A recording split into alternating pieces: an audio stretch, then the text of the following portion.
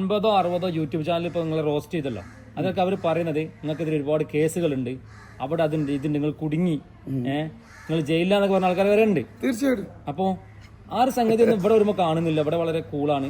അല്ലേ, ഇപ്പൊ ഇവര് ഈ പറഞ്ഞതൊക്കെ കളവാണ്. എന്താ ഒരു യൂട്യൂബർ എന്ത് സത്യം പറഞ്ഞത്? ഒരു സത്യം ഒരാളും പറഞ്ഞിട്ടില്ല, എല്ലാവരും ലക്ഷ്യം എന്താ? തകർക്കണം എന്ന് മാത്രമാണ്. എന്റെ ജീവിതത്തിൽ ഇന്ന ഒരു കേസും ഇല്ല. ഞാൻ എപ്പോഴും പറയുന്നതാണ്, നിയമത്തിന് എതിരായിട്ട് ഞാൻ എന്തെങ്കിലും പ്രവർത്തിച്ചാൽ നമുക്കെതിരെ എന്ത് ചെയ്യണം? കേസ് വേണമെന്നുള്ളൊരു അഭിപ്രായക്കാരനാണ് ഞാൻ വലിയൊരു തങ്ങളാണ്, അതുകൊണ്ടൊന്നും നമ്മളങ്ങനെ അല്ലേനു, നമ്മളങ്ങനത്തെ ഇതൊന്നുമല്ല. പക്ഷേ എൻ്റെ ജീവിതത്തിൽ എനിക്കൊരു കേസും കൂട്ടുമില്ല. ഇത്രയും യൂട്യൂബർമാർ എന്നെ അറസ്റ്റ് ചെയ്യും, കുറച്ച് ഞാൻ അറസ്റ്റ് എന്തിനേ?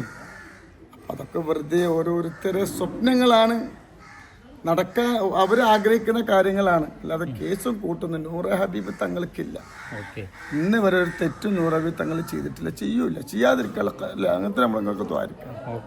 പിന്നെ മറ്റൊരു ചോദ്യം എന്ന് പറഞ്ഞാൽ, ചോദ്യങ്ങൾ ഇഷ്ടം പോലെ വരുന്നുണ്ട്.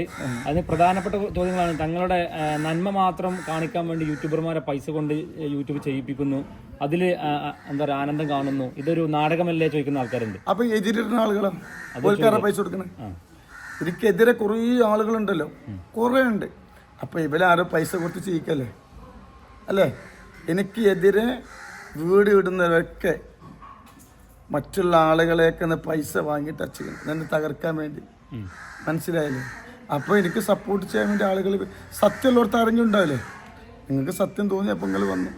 മനസ്സിലായില്ലേ?